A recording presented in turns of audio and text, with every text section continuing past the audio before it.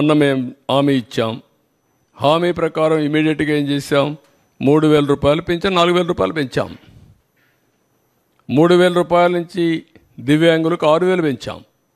కొంతమంది ఇంట్లో నుంచి లేని వాళ్ళకి 15,000 పెంచాం. బెడ్ నుంచి రాలేని వాళ్ళకి 15,000 పెంచాం. అది మానవతా దృక్పథం చేయాలి. నిర్ణయం చేసాం. మళ్ళీ ఉచిత ఇసుక చెప్పాం. ఉచిత ఇసుక ఇస్తాను ఇచ్చాం. ఇప్పుడు దాన్ని కూడా కొంతమంది విమర్శిస్తున్నారు. అంటే ఎట్లా మాట్లాడుతున్నారంటే ఉచిత ఇసుక అంటే మేము ఇసుక ఇంట్లో ఇస్తామని చెప్పామని మాట్లాడతారు.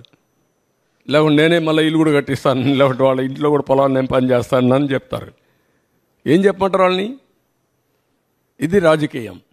ఆ రాజకీయాలన్నప్పుడు వాళ్ళకి వాళ్ళు చెప్పేది తప్పని చెప్పాలి. దీనికంటే ట్రాన్స్పరెంట్ పాలసీ ఏమందంటే జిల్లాలకు అప్పచెప్పాం, స్టాక్స్ అన్నీ వాళ్ళకే ఇచ్చేసాం, అక్కడ ఇసుక తీయమన్నాం. ఏ నదిలో అయినా ఏ కాలువలో అయినా ఇసుకుంటే వాళ్ళ ట్రాక్టర్ ఉంటే ట్రాక్టర్కి, ఎడ్ల బండి ఉంటే ఎడ్ల బండికి నెత్తి మీద పెట్టుకోగలిగితే నెత్తి మీద పెట్టుకొని తీసుకుపోమంటున్నాం. What more you want? మీరు పోయి ఎత్తపోండి, ఈయన కూడా పొమ్మనండి. వాళ్ళ ఊరికి పోయి ఒక ఎడ్ల బండి కట్టుకొని తీసుకుపోమని ఇంటికి ఎవడొద్దన్నాడు? ఎవరు అడ్డపడతారు? అలాంటి బుద్ధి జ్ఞానం లేకుండా చేసే వాళ్ళని ఏమనాలి? వాళ్ళని మనుషులు అనాలి. ఉంటే వింత పశువులు కూడా ఉండవు, మారిగా ఉంటాయి. ఇవన్నీ ఉంటాయి ఛాలెంజెస్.